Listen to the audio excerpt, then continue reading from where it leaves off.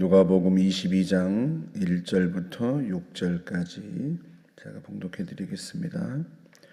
6월절이라 하는 무교절이 다가오매 대제사장들과 서기관들이 예수를 무슨 방도로 죽일까 궁리하니 이는 그들이 백성을 두려워함이더라. 12 중에 하나인 가룟신이란 부르는 유다에게 사탄이 들어가니 이에 유다가 대제사장들과 성전 경비대장들에게 가서 예수를 넘겨줄 방도를 의논하매 그들이 기뻐하여 돈을 주기로 언약하는지라. 유다가 허락하고 예수를 무리가 없을 때에 넘겨줄 기회를 찾더라. 아멘. 6월절이라 하는 무교절이 다가오매. 6월절은 1월 14일인데 그 다음 날 15일부터 일주일간이 무교절이라고 말씀을 드렸죠. 그래서 6월절이라 하는 무교절 이렇게 표현을 했는데요.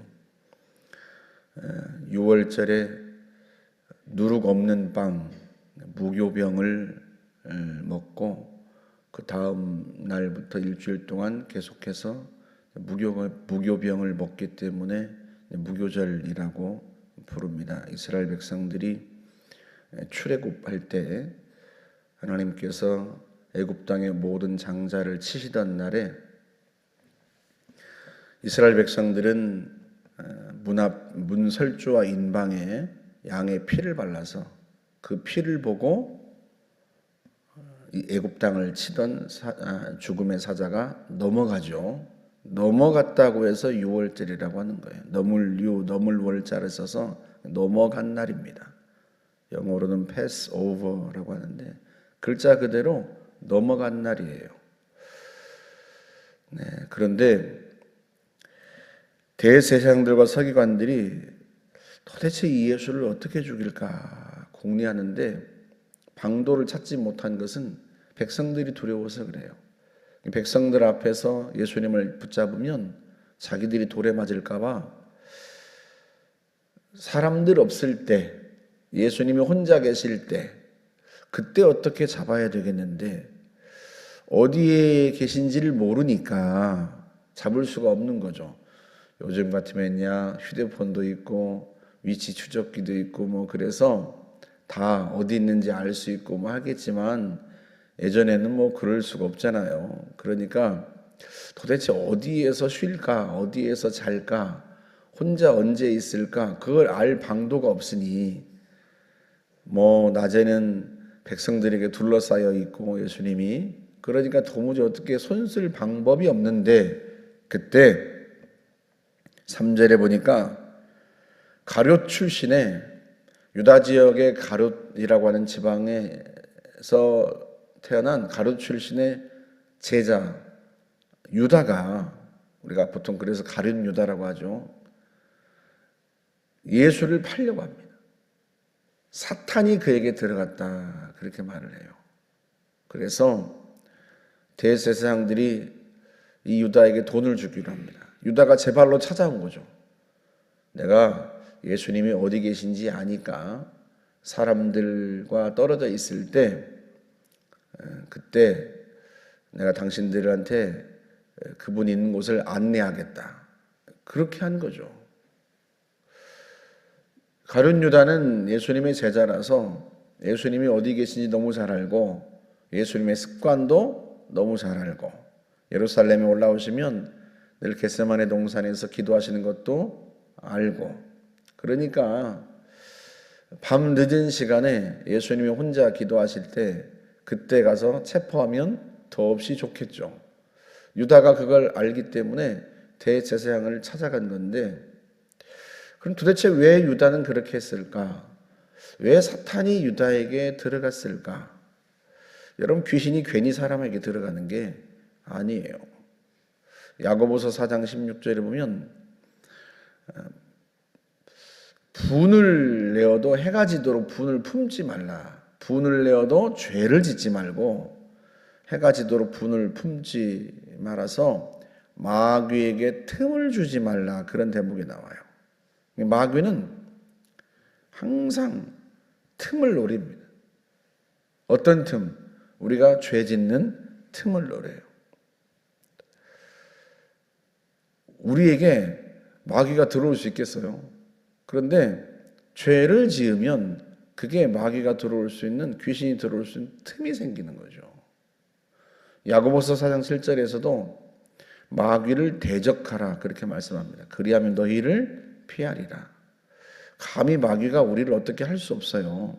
우리가 마귀를 대적하면 악한 생각이라든지 또 이럴 때 유혹이 올 때 예수의 이름으로 더러운 귀신은 떠나라 명령하고 대적하면 도망갑니다. 피합니다. 제가 아이들에게 늘 그렇게 가르쳐요. 우리 아이들에게 어릴 때부터 야, 마귀는, 귀신은 우리를 손가락 하나 어떻게 할 수가 없어. 그러니 귀신을 두려워할 필요가 하나도 없어. 너를 손끝 하나 건드리지 못해. 다만 네가 나쁜 짓을 하면 그때는 좀 사정이 달라져. 제가 그렇게 가르치거든요. 마귀가 그 틈을 노리는 거예요. 그럼 도대체 유다에게 무슨 틈이 있었을까? 여러분, 요한복음 12장에 보면 예수님께서 집에 계실 때 마리아가 향유를 가지고 와서 예수님의 머리에 붓는 장면이 나와요.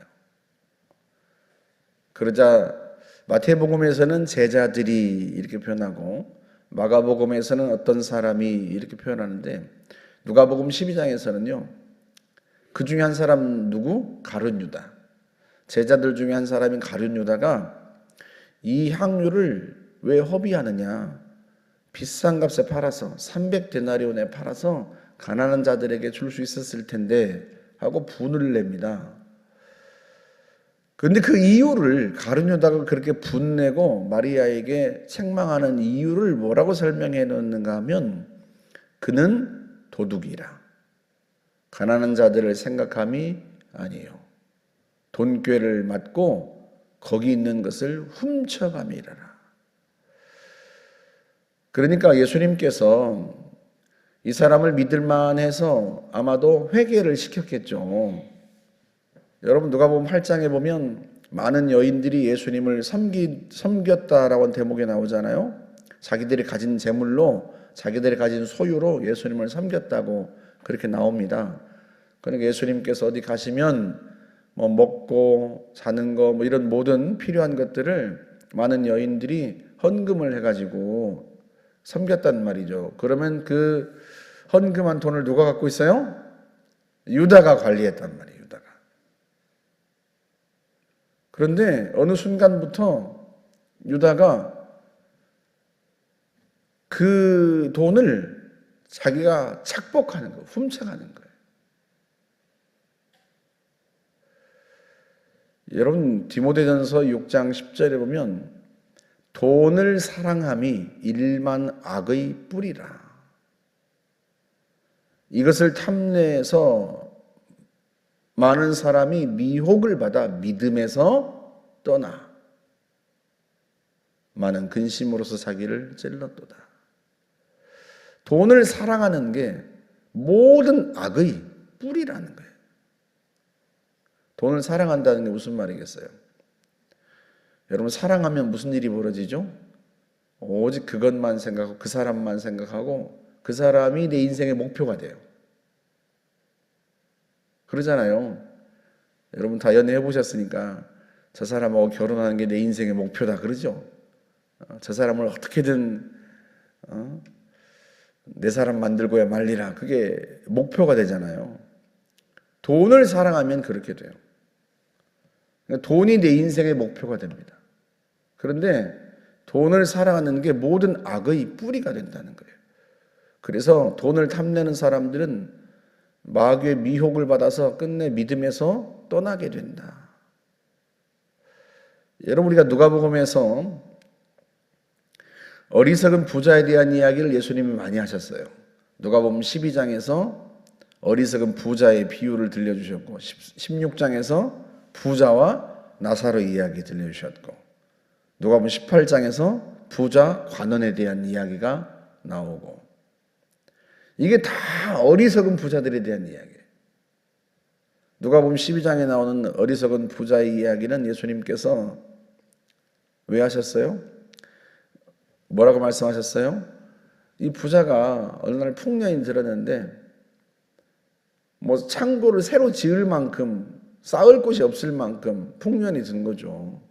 그러니까 창고를 다시 지어서 여러 해 동안 먹고 쓸 수 있도록 쌓아 놓아야 되겠다 그랬단 말이죠. 여러분 왜 풍년을 주세요? 왜 번성하게 하고 왜 번창하게 하세요? 자기 혼자 잘 먹고 잘 살라고? 아니요. 가난한 이웃들을 돌보고 주님께서 할 일이 있으니까 그렇게 부어주신 건데 이 어리석은 부자가 자기 혼자 잘 먹고 잘 살려고 내가 쌓아두어야 되겠다 하니까 하나님이 그날 밤에 뭐라고 하셨다고요? 어리석은 부자야, 내가 오늘 밤에 너를 네 영혼을 데려가겠다. 그러면 네가 쌓아둔 것이 누구 것이 되겠느냐? 자기는 써보지도 못하고 그렇게 하나님께 인색한 자가 그렇다는 거예요. 그 결말이 그렇다는 거예요. 자기를 사랑하고 하나님께 인색한, 돈을 사랑하고 하나님께 인색한 자가 그 결말이 그렇다. 주님이 그렇게 경고하시면서 들려주신 이야기예요. 하나님께 인색해. 하나님이 돈을 주신 이유는, 번성을 주신 이유는 주님이 그에게 무슨 일을 시키고 싶어서 그런 건데 돈을 너무 사랑해서, 재물을 너무 사랑해서 자기를 위해서 쌓아두려고 하니 그런 일이 벌어지죠. 부자와 나사로의 이야기도 역시 마찬가지고, 누가복음 18장에 나오는 부자 관원 이야기, 내가 어떻게 하여 영생을 얻으리까? 영생을 얻는 방법을 물으러 왔는데 예수님께서 네 재물을 팔아서 가난한 자들에게 주고 너는 나를 따르라 했더니 재물이 많아서 큰 부자이므로, 누가복음에서 그렇게 표현해, 큰 부자여서 그냥 돌아갔다는 거예요. 근심하면서. 야고보서 4장, 디모데전서 6장 10절 말씀처럼 많은 근심으로써 그를 찔렀다. 근심하며 돌아갔다는 거예요. 근심하며. 재물이 아까워서, 돈이 아까워서 차마 그걸 가난한 자들에게 주지 못하고 예수님을 따르지를 못해요. 여러분, 재물을 팔아서 가난한 자들에게 주라는 게 주님의 명령이에요? 나를 따르라는 게 주님의 명령이에요? 주님을 따르라는 게 최종적 명령이에요. 왜? 영생을 얻고자 했으니까. 근데 재물을 사랑해서 따르지 못합니다. 유다가 그런 거예요. 유다가 돈을 사랑해서 미혹을 받아가지고 믿음에서 떠납니다. 그래서 마귀가 들어간 거예요. 그 속에. 결국 예수님을 판 목적도 뭐예요? 돈을 얻기 위해서. 돈을 받고 예수님을 넘겨줄 기회를 찾게 된 거죠. 그래서 사랑하는 여러분, 우리가 이 땅을 살아가면서 돈이 필요하죠. 재물이 필요합니다. 모든 일에 다 돈이 쓰이니까요. 그런데 우리가 하고자 하는 일, 또 인생의 목표를 위한 도구지, 그게 그 자체가 목표가 되면 안 돼요. 돈 버는 것 자체가 목표가 되면 안 돼요. 우리는 사실은 그러진 않습니다. 애를 키우려다 보니까 돈이 필요해서 돈을 벌고 그러잖아요. 봉사를 하려고 하다 보니까 돈이 필요해서 돈을 벌고, 최희송 회장님 얘기 제가 해드렸지만 교회를 지으려다 보니까, 세계 선교지에 오지에 교회를 지으려다 보니까 월급쟁이 일은 안 되게 생겨서 그래서 사업도 하는 거고, 그 목표가 있단 말이에요. 무엇을 하고자 해서 돈을 버는 건데, 아니 돈을 벌다 보니까 이게 돈을 너무 좋아하게 되어서, 돈을 사랑하게 되어서 돈 버는 것 자체가 인생의 목표가 돼버려요. 여러분, 그래서요, 제가 전에도 한번 말씀드린 적이 있죠. 서울예대 교수로 있는 제 후배가 미국으로 유학 가기 전에 전세로 살았는데,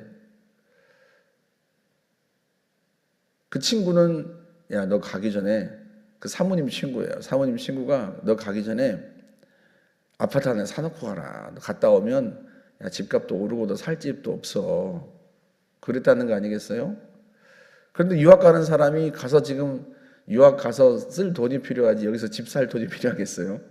그 전세금을 다 빼가지고 어쨌든 유학을 갔다 왔는데요. 전세금으로는 뭐 전세를 얻을 수 없을 만큼 한 6, 7년 다녀왔으니까요. 집값이 너무 올라가지고 전세도 얻을 수 없고 월세 보증금이나 낼 겨우 그 돈이 되고 너무 오른 거죠. 그런데 집 사두고 가라는 그 친구는 집을 사는데 그 집이 막 두세 배 올라 버리니까 눈이 돌아간 거죠. 그래가지고 유학 갔다 왔더니 어디를 살까? 머릿속에 늘 그 생각밖에 없어요. 어느 아파트를 살까? 어디를 살까? 늘 부동산만 보고 늘 그러고 있다는 거예요. 사람이 변해버렸어, 사람이. 그러니까 제 후배가 형님, 제가요, 제 와이프 친구 보면서 야, 그때 집을 안 사기를 너무 잘했다. 제가 그 생각이 들었습니다. 하나님께 너무 감사했습니다. 왜? 그때 집 샀더라면 제 아내도 저렇게 돼버렸으면 정말 큰일 아닙니까? 그러잖아요. 제가 잘못 말한 거예요? 거꾸로 말한 거예요? 인생의 목표가 그렇게 되면 큰일 나요. 큰일. 인생의 목표가 돈 버는 게 돼가지고 어떻게 하면 돈을 벌까? 어떻게 하면 돈을 더 벌 수 있을까? 돈 버는 것 자체가 목표가 아니고 우리가 하나님께 맡은 일이 있어서 그 일을 위해서 돈이 필요한 거지. 아니 돈 버는 것 자체가 목표가 돼가지고 부동산 투기만 눈이 뻘게 가지고 그러고 돌아다니면 예수님 말씀하신 누가복음 12장 어리석은 부자하고 똑같은 거 아니에요? 내가 네 영혼을 데려가야 되겠다 도대체. 우리가요 유다를 날마다 욕하지만 우리가 그럴 수도 있어요. 그러니까 돈을 사랑하면 안 돼. 돈이 내 인생의 목표가 되면 안 돼. 우리의 사명이 분명해야 돼요. 복음을 전하고 사람을 살리고 영혼을 구원하고 하나님이 주신 사명을 이루어야지. 돈이 이게 손에 쥐어진 돈이 아까워서 벌벌벌 하고 있으면 여러분 그게 인생의 목표가 돈이 된 거죠. 제가 어제는 어버이 주일에 부드럽게 얘기했습니다만 왜 자녀들이 부모님께 용돈을 못 드려요? 왜 11조를 못 해요? 제가 차마 돈이 아까워서라는 제가 말씀을 안 드리겠지만 자식에게 쓸 돈은 있는데 부모에게 쓸 돈은 없다. 아유, 자식에게 절반만 쓰고 부모님께 좀 드려야지. 그러지 않겠습니까? 유모차가 120만 원짜리가 왜 필요해? 나는 요즘 부모들 보면 가끔 지나치다. 자식을 사랑하는 건 좋은데 자식이 인생의 목표가 됐어요. 자식이 인생의 목표가 되면 안 되죠. 자식을 하나님의 사람으로 잘 기르는 건 좋은데 자식 자체가 인생의 목표가 되면 되겠습니까? 그래서요, 우리의 자녀들을 하나님의 사람으로 잘 길러내는 것도 우리에겐 매우 중요한 사명이지만 그러나 그 자식 자체가 인생의 목표가 돼서 과도한 건 결국 다른 일들을, 다른 사명들을 다 망각하게 만든단 말이에요. 자식을 사랑하는 것은 우리가 목숨까지 바쳐서 사랑하지만 그렇다고 해서 그 자식을 섬기는 것 자체가 인생의 목표는 아니에요. 하나님 우리에게 주신 인생 사명들이 있단 말이죠. 돈을 사랑함이 일만 악의 뿌리다 하는 것을 우리가 결코 잊지 말고요. 주님 사랑하고 주님 주신 사명을 우리 인생의 목표로 삼고 그렇게 해서 우리가 주님의 나라에 가는 순간까지 주의 나라를 위하여 일하다 보니까 돈도 필요해서 열심히 벌기도 하고 직장 생활도 하는 거죠. 주객이 전도되면 안 된다. 마귀를 대적하고 미혹을 피하고 주님을 사랑하고 하나님께 순복하고 그리하여서 우리 가운데 이런 사람들이 한 사람도 나오지 않기를 주님의 이름으로 축복합니다. 함께 기도하겠습니다. 좋으신 하나님 감사합니다. 저희가 하나님 주신 사명 잘 감당할 수 있기를 원합니다. 우리에게 돈이 필요하고 재정이 필요해서 열심히 일하고 돈도 법니다. 그러나 돈 버는 것 자체가 인생의 목표는 아니기에 돈을 사랑하지는 않습니다. 우리가 주의 맡기신 사명 잘 감당하기 위하여 열심히 일하겠사오니 주께서 복을 주시고 주님이 주신 복을 통해서 하나님 맡겨주신 사명들을 잘 감당할 수 있도록 주님 넘치게 축복하여 주옵소서. 예수님의 이름으로 기도하옵나이다. 아멘.